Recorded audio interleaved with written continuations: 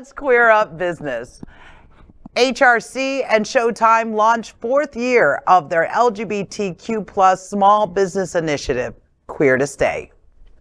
The Human Rights Campaign, the nation's largest lesbian, gay, bisexual, transgender, and queer LGBTQ plus civil rights organization, and SHOWTIME, announced the fourth consecutive year of Queer to Stay, an LGBTQ plus business preservation initiative that aims to uplift and preserve small businesses that serve the LGBTQ plus community, particularly businesses that are owned by or empower LGBTQ plus people of color, women, and the transgender community. This small business grant initiative comes at a time when the LGBTQ plus community, especially transgender and non-binary people, are experiencing historic discriminatory legislative attacks with over 520 pieces of anti-LGBTQ plus legislation this year alone. With some companies standing by their values of diversity, equity, and inclusion at this moment, the business community continues to face coordinated attacks from extremist groups and individuals whose sole aim is to push the LGBTQ plus people back in the closet. The businesses will be selected based on the communities they serve and how COVID-19 has affected them. Queer to Stay is accepting applications now until August 31st, 2023.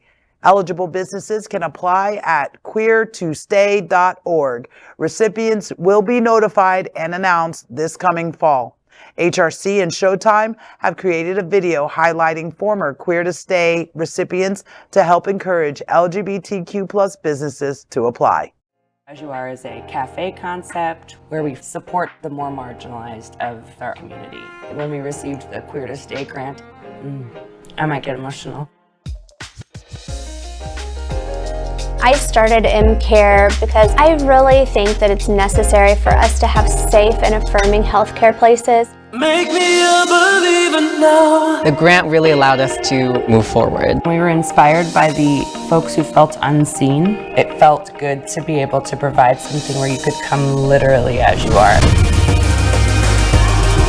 What makes queer spaces special is that they walk in knowing that it's a safe place for them. Just like Pride.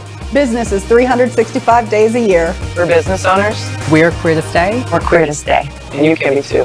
Learn more at queertostay.org. Make me a believer now. Queer to Stay, there you have it. Just like us at Bubbles and Pearls on Wilton Drive, we are Queer to Stay. I'll be sending in my application as well. Yes.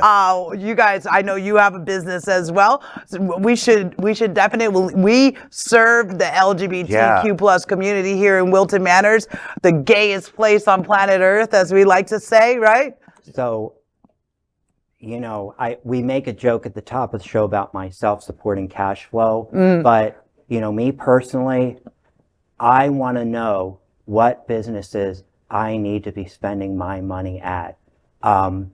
Every year I sit through the Kwanzaa demonstration at Epcot Festival of Holidays, and somebody please correct me because you get pasty white, but one of the things they talk about, one of their 7 pillars or whatever, is they support each other with their businesses, and we need to be doing the same thing. And as long as I have the mic, shout out to my lesbian owned exterminating company, Kitty Pest Control. Hi, Rhea.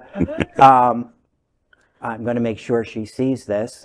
But yeah, I want to know, you know, I want to support, I really want to support lesbian women-owned businesses. That's just my thing because I sort of kind of run on estrogen sometimes, but I know. But no, I mean, you know, we got to support each other because, I mean... Especially in this day and age where, you know, maybe you can, you know, give us some of your opinion, but you're in Wilton Manors, but I'm sure, you know, small queer businesses in smaller towns or more conservative places might be suffering, you know, in terms of their sales and financially.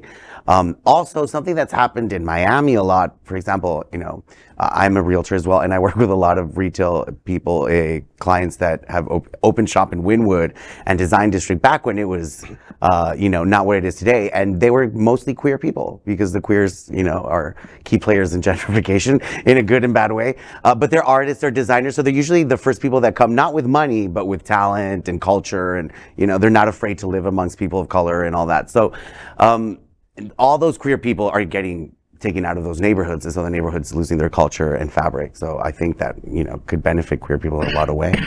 Could you imagine having a program like this in like the 60s, 70s, and 80s? Yeah, I couldn't because I wasn't born yet, but this would have been absolutely amazing.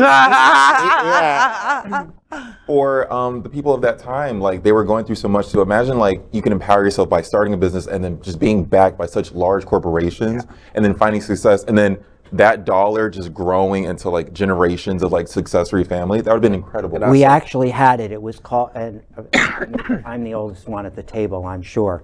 It was called the Gay Yellow Pages. It was a listing of all the gay, lesbian, I don't know that they were using bisexual back then, but it was a listing of the gay and lesbian businesses I might have gotten a national edition for all I know. Yeah. It's been 1,000 years since I've even seen one presented, but it was out there. It's a good thing, really good thing, especially like you said for businesses that are queer that are in rural areas. Like they're probably going through it right now, especially in a lot of these crazy states out there. And then in our state, we know the governor is targeting LGBTQ businesses, taking away their alcohol licenses, trying to get them shut down. And so something like this is very welcome. And let's not forget, last point on this, is that these businesses provide a safe space for many queer people. The cat cafes and the bars and whatever they might be, the thrifts, or so many different, all types of businesses, the clinics. I've seen it. People go there to find community help and feel cared for and not judged. So let's support those businesses. We are Queer News Tonight, the world's first and only live daily LGBTQ+ evening news show from Happening Out Television Network. In the model of PBS and NPR, we educate, inform, and entertain by supporting the 10 pillars of the LGBTQ+ community, with more than 100,000 a week watching on Roku, Apple Television, and other channels.